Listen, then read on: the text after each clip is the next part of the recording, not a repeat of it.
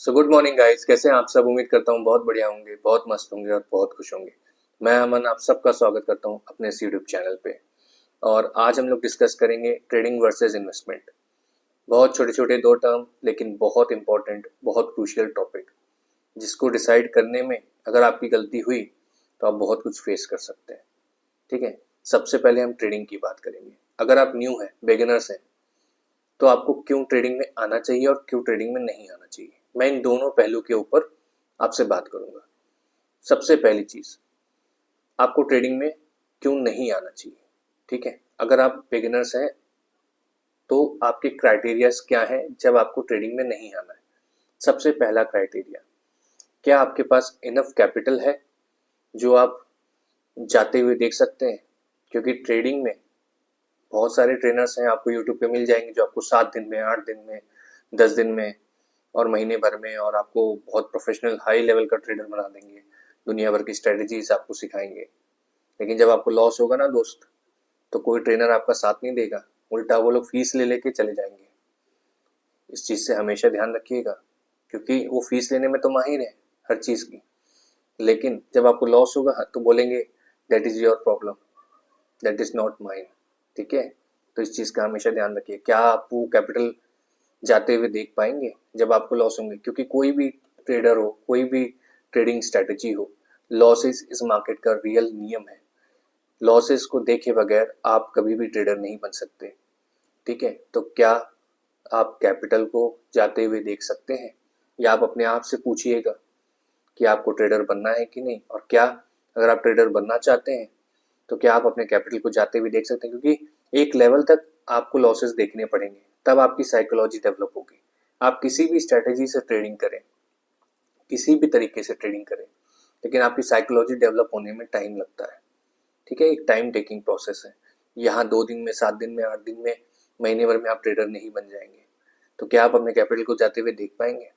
दूसरा क्राइटेरिया, क्यों आपको ट्रेडर नहीं बनना चाहिए। अगर दूसरा क्राइटेरिया जो मैंने डिसाइड किया है, क्या आपके पास इतना टाइम है कि आप ट्रेडिंग में इन्वेस्ट कर सकें।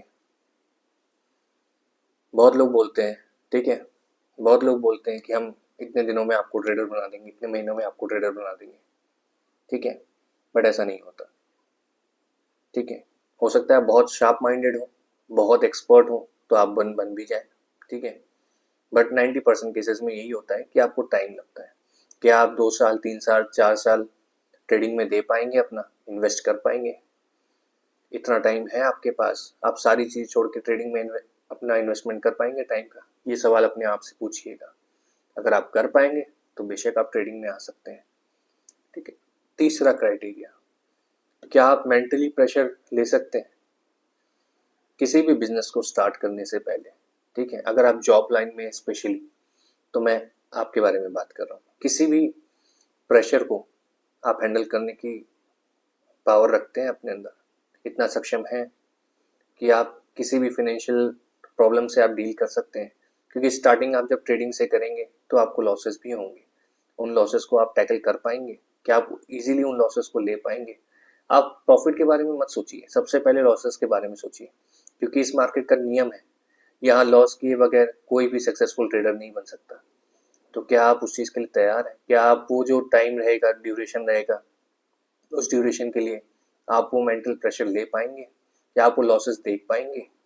अगर हाँ, तो आप ट्रेडर बन सकते हैं। ठीक है, तीसरी चीज जो मैंने डिसाइड की है कि आपके पास क्या फाइनेंशियल बैकअप है। मेरे पास था, इसलिए मैं एक ट्रेडर बन पाया।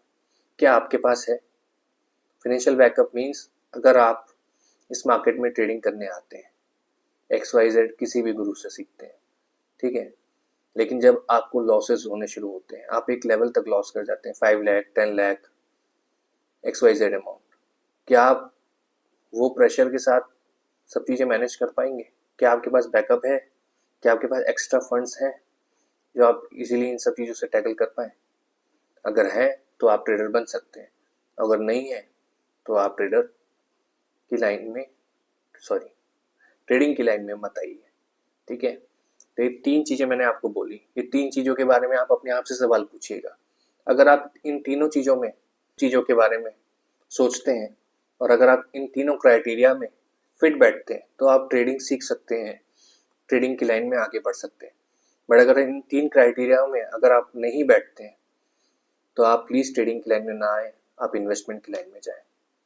ठीक है, पहली क्राइटेरिया कौन सी जो कि मैंने आपको बताई, कैपिटल, क्या आप कैपिटल जाते हुए देख सकते हैं। दूसरी क्राइटेरिया, क्या आप मेंटली प्रेशर से जूझ सकते हैं, मेंटली प्रेशर को हैंडल कर सकते हैं। तीसरा, फाइनेंशियल बैकअप है क्या आपके पास, अगर है तभी आप इस लाइन में आएंगे। तो इन 3 क्राइटेरिया को आप अपने आप से पूछिए। ठीक है, अब किसको ट्रेडिंग नहीं करनी चाहिए इसका जवाब भी आपको मिल गया इन लाइंस में। किसको ट्रेडिंग सीखनी चाहिए और करनी चाहिए इसका भी लाइन आपको मिल गया। इन सब क्राइटेरियाओं के बावजूद भी इसकी कोई गारंटी नहीं है कि आप एक ट्रेडर बन जाए। ठीक है, किसी चीज की गारंटी नहीं होती। आप कोई भी बिजनेस स्टार्ट करते हैं, 90% बिजनेसेस क्लोज हो जाते हैं, उनके बारे में कोई बात नहीं करता है। 10% बिजनेस जो चलते हैं उन्हीं के बारे में बात होती है ना। किसी भी बिजनेस लाइन में यही थ्योरी होती है। तो ट्रेडर बनने के लिए आपको बहुत मेहनत करनी पड़ती है, सालों देने पड़ते हैं, तब आप एक ट्रेडर बनते हैं। किसको ट्रेडर बनना चाहिए, किसको ट्रेडर नहीं बनना चाहिए, किसको ट्रेडिंग सीखनी चाहिए, किसको ट्रेडिंग के बारे में सोचना भी नहीं चाहिए, इन सब चीज़ों का जवाब मैंने आपको इस वीडियो में दिया है। ठीक है, दूसरे टॉपिक के बारे में बात करते हैं, किन लोगों को इन्वेस्टमेंट करनी चाहिए। इन्वेस्टमेंट मीन्स क्या होता है, आप मीन्स क्या होता है, किसी भी कंपनी के प्रोफाइल में आप जाते हैं, उनमें इन्वेस्ट करते हैं, आप उस कंपनी के पार्टनर बन जाते हैं। सपोज मैंने रिलायंस के शेयर्स लिए तो मैं रिलायंस का पार्टनर बन गया। ठीक है, ये आपका ट्रस्ट है। हाँ, थोड़ी सी पढ़ाई इसमें भी आपको करनी पड़ती है इन्वेस्टमेंट में, कि आपको कौन से शेयर्स लेने चाहिए, कौन से स्टॉक्स को आपको चूज करना चाहिए, किन स्टॉक से आपको दूर रहना चाहिए, खासकर जो पेनी स्टॉक जो लगता है कि एक दिन में 100 का डबल हो जाएगा, कि 10 का 4 गुना हो जाएगा, कि 100 गुना हो जाएगा, है ना। इन सब चीज़ों से आपको हमेशा बचना चाहिए। आपको सीखना तो इसमें भी पड़ेगा, सीखे बगैर तो आप इन्वेस्टमेंट भी नहीं अच्छे से कर पाएंगे। बट इन्वेस्टमेंट में रिस्क हमेशा कम होता है। रिस्क कहने का मतलब आपको फाइनेंशियल बर्डन कभी फील नहीं होगा। सपोज आपने 10,000 रुपीज इन्वेस्ट किए, मार्केट नीचे चला गया, ठीक है, तभी आप रिलैक्स हो कि मेरी जो फाइल में जो स्टॉक्स हैं वो अच्छे हैं, रिकवर कर जाएंगे। ठीक है, मार्केट का नियम है ऊपर नीचे करना। कभी भी आपने देखा है कि जो वो ईसीजी मशीन होती है, कभी भी वो सीधे ऊपर नहीं जाती या सीधे नीचे नहीं जाती, वो चलती रहती है, कभी इधर कभी ऐसे ऐसे ऐसे ऐसे। वैसे सेम मार्केट है, मार्केट भी कभी ऊपर जाएगा, कभी नीचे आएगा, फिर और ऊपर जाएगा, फिर थोड़ा और नीचे आएगा, फिर और ऊपर जाएगा। तो इस मार्केट में ये मार्केट का नियम है इस तरीके से चलने का। तो इसमें आपको घबराहट नहीं होती अगर आप एक इन्वेस्टर हैं। अब सपोज 10,000 रुपीज आपने इन्वेस्ट कर रखे हैं, एक अच्छे स्टॉक में इन्वेस्ट कर रखे हैं, मार्केट नीचे गया, जैसे कि रिसेंटली अभी नीचे गया था 22,000 के आसपास निफ्टी गया था। तो जो एक इन्वेस्टर होगा ना, अच्छा इन्वेस्टर, उसको पता होगा कि मार्केट रिवर्स हो जाएगा। ठीक है, तो वो शांति से बैठा होगा। लेकिन एक ट्रेडर तब भी लॉस कर रहा होगा अगर उसको ट्रेडिंग नहीं आती है तो। ठीक है, और एक ट्रेडर तब भी लॉस कर रहा होगा जब मार्केट 26,000 पे बैठा हुआ है ना। तो अगर आपको ट्रेडिंग ढंग से नहीं आती है तो आपके लिए हर जगह रिस्क है, आप अपने कैपिटल को लूज कर देंगे। ठीक है, लेकिन अगर आपको ट्रेडिंग आती है तो आपको पता है कि आपका रिस्क रिवॉर्ड आपको कैसे मैनेज करना है। ट्रेडिंग में बहुत सारी चीज़ें होती हैं, मेरी प्रीवियस वीडियोस में आपने देखा होगा, एन नंबर ऑफ चीज़ है। इधर मैं बहुत थोड़ी चीज़ें कवर कर पाया हूँ, बहुत सारी चीज़ें हैं इसमें। ठीक है, इन्वेस्टमेंट में इन सब चीज़ों का टेंशन नहीं होता। आपने एक अच्छा स्टॉक चूज किया, आपने उस मार्केट में इन्वेस्ट किया, शांति से बैठ गए। जब रिकवरी आएगी तो आपको खुद पता चल जाएगी, खुद आप देख लेंगे कि हाँ यार ये नीचे गया था वापस आ गया। तो इन्वेस्टमेंट मेरे मायने में कहीं ना कहीं जो लोग ट्रेडिंग नहीं कर सकते हैं, जो लोग उन 3 क्राइटेरियाज में नहीं बैठते हैं, उन लोगों को इन्वेस्टमेंट करनी चाहिए। और फिर भी अगर जो लोग उन 3 क्राइटेरिया में बैठते हैं और उनको अगर ट्रेडिंग सीखनी है तो आप बिल्कुल बेशक सीख सकते हैं।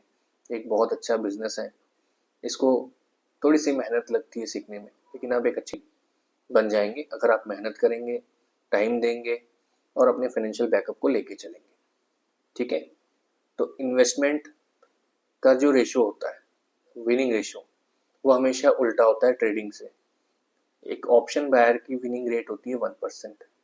ठीक है, और सेम उल्टा अगर हम करते हैं इन्वेस्टमेंट में तो उसमें विनिंग परसेंटेज आपकी 90% होगी। मैं बोलता हूँ आपके पास 10 स्टॉक हैं, 10 में से 2 स्टॉक डूब गए, 2 कंपनी खत्म हो गई, लेकिन फिर भी 8 कंपनी आपको प्रॉफिट देके जाएंगी अगर आप अच्छे स्टॉक्स की प्रोफाइल बनाते हैं तो, कंडीशन सुन लीजिएगा, अच्छे स्टॉक्स की प्रोफाइल बनाते हैं तो ही, ठीक है।